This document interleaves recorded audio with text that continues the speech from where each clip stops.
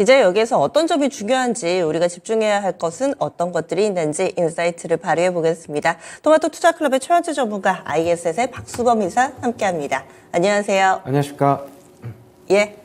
그러면 이번 주 첫 번째 거래에 어떤 체크 포인트들이 있는지 함께 보시죠. 첫 번째입니다.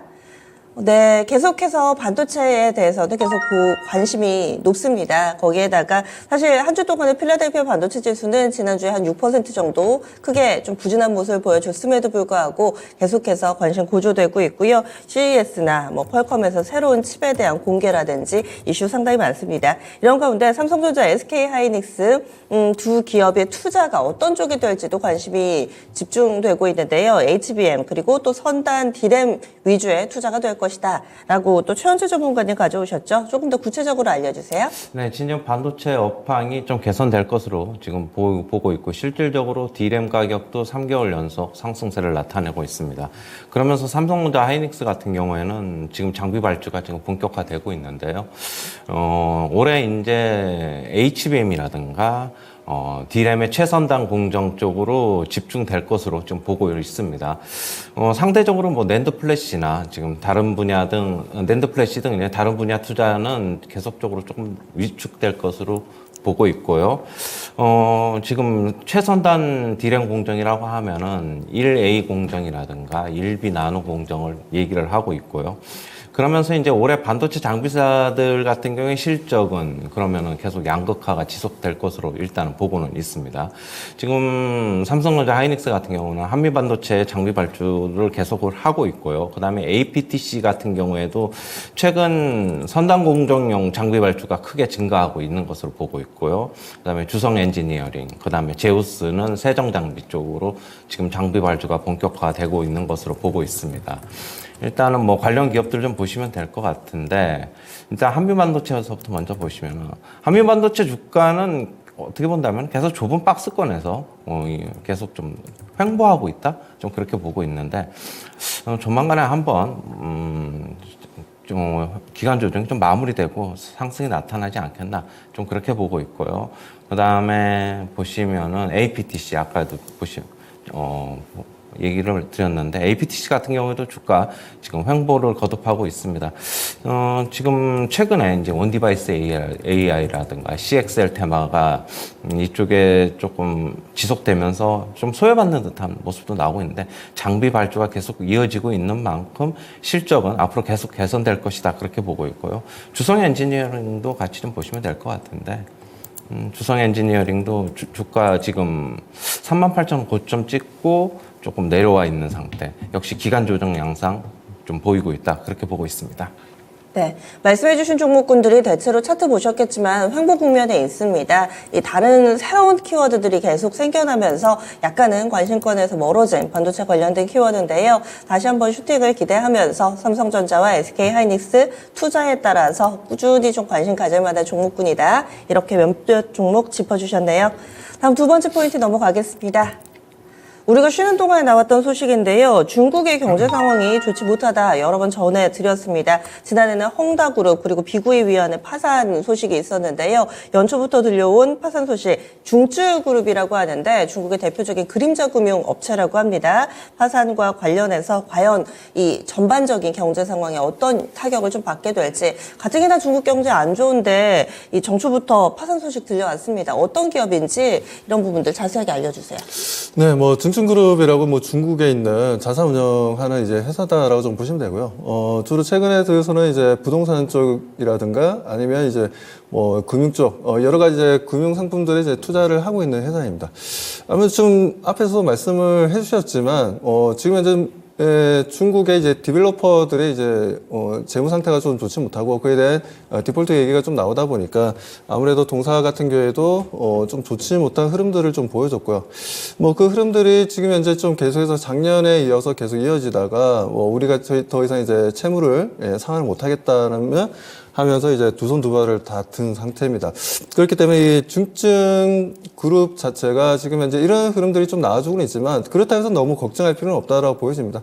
그동안 또 중국 정부가 적극적으로 이런 부실 채권이 발생하는 부분들에 있어서 적극적으로 대응을 했고 그에 따른 시장에서의 좀 안정적인 흐름들을 가져가기 위한 흐름들을 좀 보여줬고 최근 들어서 또 그리고 내수 시장을 좀 살리기 위해서 부동산 시장에 대한 규제도 조금 완화되는 분위기고요. 거기에 대한 이제 재정 정책들도 뭐 계속 좀 나와주고 있기 때문에 물론 국내 시장에 이제 PF 문제가 좀 발생한 부분들이 있죠. 태양건설, 뭐 태양건설이 지금 현재 핫 이슈가 되어 있는데 이 부분들이 국내 뭐 건설사들 뭐 롯데건설을 비롯해서 동부건설이라든지 뭐 영향을 좀 주지 않겠냐라고 좀 보고 있는데 롯데건설이나 동부건설 쪽도 지난주에 좀 얘기가 좀 나왔어요.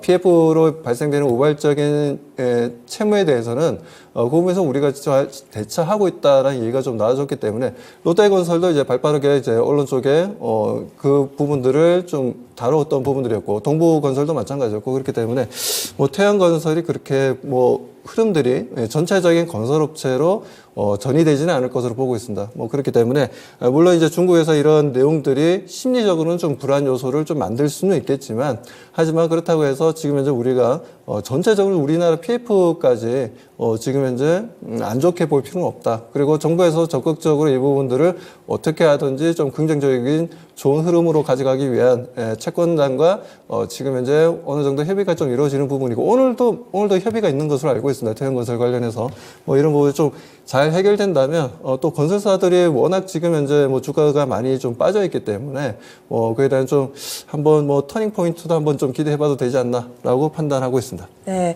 중국 경기에도 아무래도 영향을 미치게 될 텐데 지금 중국의 저성장이 꾸준히 좀 이어지는 상황 가운데서 국내에서도 뭐 소재 업체들, 체육관계나 화학 섹터 여전히 좀 부진한 양상입니다. 그렇다면은 중국 경기는 계속 안 좋고 우리의 이와 관련된 종목군들은 여전히 조금 보수적으로 봐야 된다. 이런 투자 판단이 가능할까요? 어떻게 보시나요? 네, 일단 좀 시장에서는 이런 이제 핫 이슈가 뜨게 되면 일시적으로 이제 투자 심리가 좀 약화되는 부분들이 있고 일단 좀 현금화를 하고 싶은 이제 심리가 좀 강해질 수가 있는 부분들이죠. 하지만 그렇다고 해서 지금 현재 뭐 그렇게 크게 뭐 걱정할 부분들은 아니다라고 보여집니다. 뭐 그렇기 때문에 뭐 국내 이제 건설사들에 대한 지난주도 좀 그렇게 좋지는 않았습니다. 좋지는 않은 흐름들을 지금 현재 주가 흐름들을 좀 보여주고 있지만 뭐 그렇다고 해서 이제 뭐 건설사들도 좀 넉넉고 있는 건 아니니까요.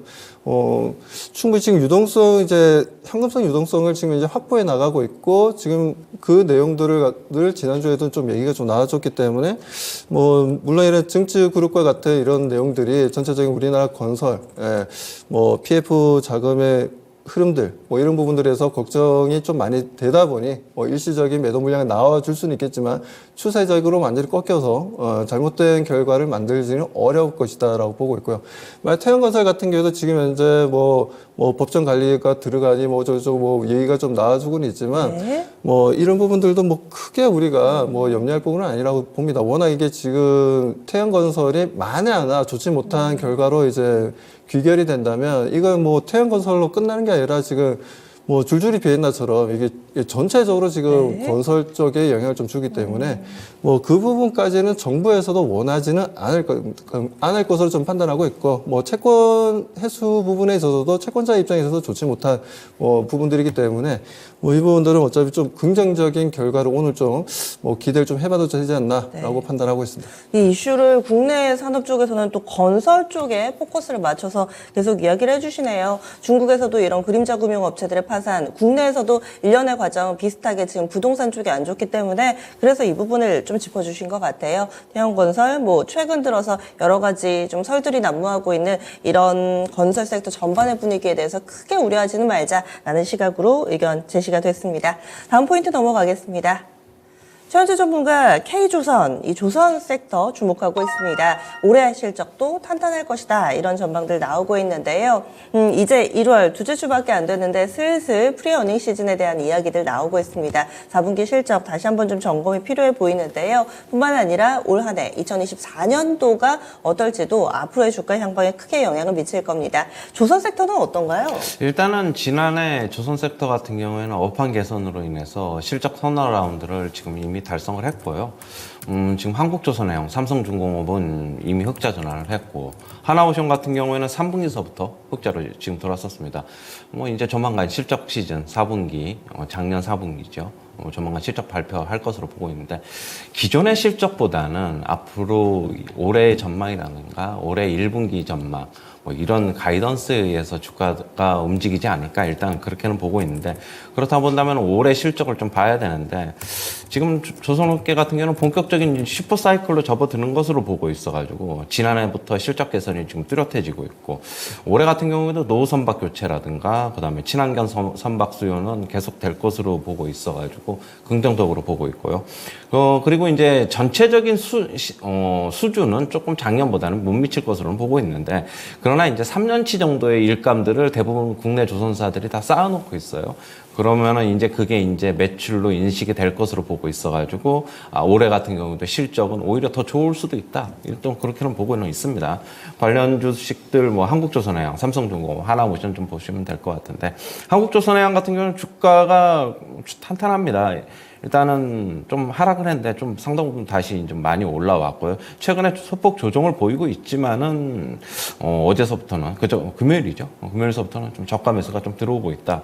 그렇게 보고 있고, 삼성중공업 같은 경우에도 지금 뭐 7,000원대 주가 여기서 횡보 국면 나오고 있는데 조만간에 뭐 다시 한번 재상승할 수 있다라고 보고 있습니다. 하나오션 같은 경우에는 지금 수주를 예전에 양적 수주에서 지금 질적 수주로 바꾸면서 어떻게 보면 매출의 큰 폭의 성장은 나오지는 않고 있지만 3분기서부터 흑자 전환한 만큼 올해서부터는 실적이 흑자 기조로 계속 이어가지 않을까, 일단 그렇게 전망이 되고 있습니다. 네, 조선주 올해 전망도 좋습니다. 신조선가도 계속해서 고공행진을 펼치고 있는 양상인데요. 긍정적인 시각의 투자 의견 나왔습니다. 다음 마지막 포인트 넘어가겠습니다. 마지막으로는 올해 이 전 세계적으로 증시 키워드가 선거입니다. 이 글로벌에 총 70개 정도의 선거가 예고가 돼 있는 그런 한 해고요. 각각에게는 대만 총통선거 있고, 또 우리나라에서도 4월에 총선 있고, 미국에서 12월에 대선 있고 그렇습니다. 이 부분을 어떻게 또 활용을 할지 시장에 긍정적이다라는 이런 한 줄 평가를 주셨는데요. 조금 더 설명을 해주세요. 박수범 이사님. 네, 아무래도 지금 현재 뭐 정치적인 이슈가 뭐 국내 시장뿐만 아니라 지금 현재 글로벌 시장에서의 좀 화두가 되고 있는 것 같습니다. 뭐 조금 전에 말씀하셨다시피 이제 대만 총선이 지금 이제 1월 13일이죠. 대만 대선이죠. 예, 대선이 1월 13일 날 있고, 그리고 인도 같은 경우에도 2월 14일에 이제 대선이랑 이제 총선이 있습니다. 뭐 거기에다 이제 3월 달 같은 경우에 이제 러시아가 또 대선이 있고, 이번에 또 푸틴이 또 연임해서 계속 대통령 할지 그 부분도 좀 관심이 좀 높아지고 있는 것 같고요. 자, 4월 달 같은 경우 우리나라 이제 총선이 있죠. 그리고 5월 달 같은 경우에 이제 남아공 총선이 있습니다. 베네수엘라 같은 경우도 이제 대선이 좀 있고, 그리고 6월 달 같은 경우에는 EU에 의회 총선이 있고, 멕시코 이제 대선 총선이 있습니다. 뭐 이런 부분들도 우리가 이 중에서 뭐 EU 부분들을 우리가 좀 볼 필요가 있다라고 말씀드리고, 뭐 9월 달 같은 경우에는 지금 이제 뭐 일본의 자민당 총재 선거가 있고요. 오스트리아 총선이 좀 있고, 그리고 10월 달에는 영국의 총선이 있습니다. 여기다가 또 11월 달에는 가장 관심도가 높아질 미국의 대선이 있죠. 아무튼 이렇게 해서 지금 현재 국내를 비롯해서 해외 쪽도 지금 현재 선거가 이렇게 내용이 나오고 있습니다. 아무래도 2024년도가 이런 이제 대선이라든가 그리고 총선이 많이 있다라는 부분들은 그만큼 정치적으로는 많은 이슈가 나와줄 수 있다는 부분들이고요. 그 이슈들은 경기 부양에 대한 관련된 이슈가 상당히 좀 많을 것으로 기대를 하고 있습니다.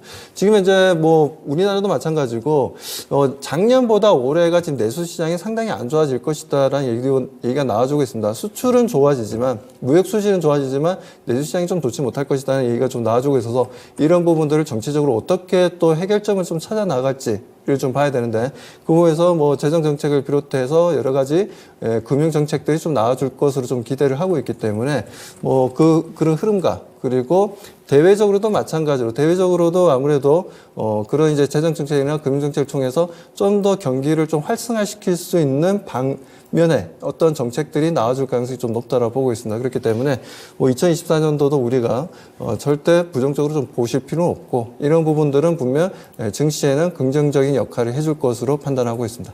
선거에 따른 정책 효과에 대한 기대감을 활용해보자 의견 나왔습니다. 다음 추천주 넘어가겠습니다. 그러면 오늘 최현주 전문가님은 어떤 종목 가져오셨어요? 네, WCP 갖고 나왔고요. 2차전지 습식 분리막 업체이고요. 북미 지역에서 최근에 판매가 계속적으로 증가를 하고 있습니다. IRA 세부 규정에 따른 국산화 수혜가 전망이 되고 있는데요. 1차 전지 소재 업체들이 지난주 금요일 날 에코프로 BM이라든가 이런 쪽에 강세를 나타냈는데, 그렇다고 본다면은 불막 업체들도 주가 상승이 나올 수 있다. 일단 그렇게 보고 있습니다. 매수가는 49,000원 이하서부터 접근하시고요. 목표가는 57,000원. 손절가는 42,000원 제시하도록 하겠습니다. 네. 8일은 WCP의 날인지 딱 한 달 됐네요. 12월 8일에 천수 전문가 이 종목 방송에서 추천했던 적이 있습니다. 그때는 지금보다 가격이 낮았었는데 아마 사신 분들은 지금 수익권 내에 있으실 거예요. 당시 목표가 55,000원으로 주셨는데 아깝게도 근처까지 갔다가 지금 약간 꺾여 있거든요. 지금 사도 좋겠다라는 의견입니다. WCP 49,000원 이하에서의 접근 전략이고요. 전일 종가 이하에서 사보자라는 이야기 나왔습니다. 목표 주가는 57,000원, 손절 라인 42,000원입니다. 다음으로는 박수범 이사님 어떤 종목 보세요? 네. 저는 이제 대한유화를 좀 가지고 나왔습니다. 대한유화를 좀 가지고 나온 이유는 최근에 석유화학 쪽의 분위기가 상당히 좀 좋지가 못했습니다. 아무래도 이제 수출이라든가 그리고 이제 내수시장도 좀 좋지가 못하다 보니까 전체적으로 실적에 대한 부담감이 좀 있었던 부분들인데 그 부분들은 어차피 2022년과 작년 상반기에 그 부분들이 반영이 된 부분들이었고요. 하반기부터는 대한유화 같은 경우에도 이제 영업이익이 흑자로 좀 전환되면서 좋은 결과를 만들어주고 있죠. 그리고 4분기 같은 경우에도 지금 현재 많은 증권사들이 지금 뭐라고 해야 되나 다시 한 번 더 좀 리포트들이 좀 나와주는 내용들을 좀 보게 되면 좀 긍정적인 내용들이 좀 나와주고 있어요. 영업이익 같은 경우에도 대략적으로 지금 현재 예상했던 것보다 더 업사이드로 지금 현재 보고 있는 상황이기 때문에 그렇다면 대한유화 같은 경우에는 우리가 지금 석유화학 쪽을 보면 실질적으로 이제 긍정적으로 바라보는 부분들은 많이 없어졌습니다. 과거에 비해서는. 그렇긴 하지만, 그래도 실적 부분에 있어서는 그렇게 나쁘지 않다. 그리고 재무적으로 보더라도, 지금 현재 보면 유보율이 4,300% 정도 되고, 부채 비율도 18%밖에 하지 않습니다. 그만큼 재무 상태가 상당히 좀 안정적이다라고 얘기할 수가 있고, 그리고 생각보다 에틸렌 같은 경우에 지금 현재, 매출이 꾸준하게 지금 현재 더 늘어나고 있다는 얘기가 좀 나와주고 있어요. 그렇기 때문에 그렇다면 대한유화가 이번에 이제 4분기 실적에 대한 기대감도 있고 상반기에 석유화학 쪽 분야도 좀 긍정적인 이슈가 좀 더 많이 나오지 않겠냐라고 좀 말씀 좀 드리고 싶습니다. 그리고 석유화학이라는 게 우리가 어떻게 보면 안 들어가는 제품들이 없습니다. 우리가 지금 쓰고 있는 노트북을 비롯해서 옷, 의류, 모자, 신발을 비롯해서 모든 게 석유화학 제품들이에요. 석유화학 제품을 놔두고 얘기할 수 없을 정도로 우리 생활에 엄청난 영향을 좀 주고 있다라는 부분입니다. 그렇기 때문에 지금 현재는 과거에 비해서는 투자 심리라든가 많은 부분들이 중국 수출이라든가 이제 해외 수출을 통해서 그야말로 좋았던 부분들이었긴 했지만 지금 현재는 좀 해외 쪽 수출이 좀 줄어들면서 시장에서 좀 약간 좀 반신반의하면서 석유화학에 대해서 좀 부정적인 의견도 있긴 하지만 그래도 너무나 저밸류다, 너무나 이제 저평가되어 있다라는 부분들에 있어서 다시 한번 우리가 단기 상승 전환을 한번 좀 기대해봐도 좋지 않나라고 말씀드리고 싶습니다. 네, 가격 전략은요? 네, 가격 전략 말씀드리겠습니다. 가격 전략은 목표가는 일단 전 고점 부근인 16만 5천을 좀 제시하도록 하고요. 그리고 매수가는 현재가 매수해보고 손절가는 14만으로 대응해보도록 하겠습니다. 네, 저평가 구간이다. 밸류에이션을 믿고 들어가 보자라는 의견으로 대한유화 추천 나왔습니다. 이렇게 해서 추천주 체크포인트 알아봤습니다.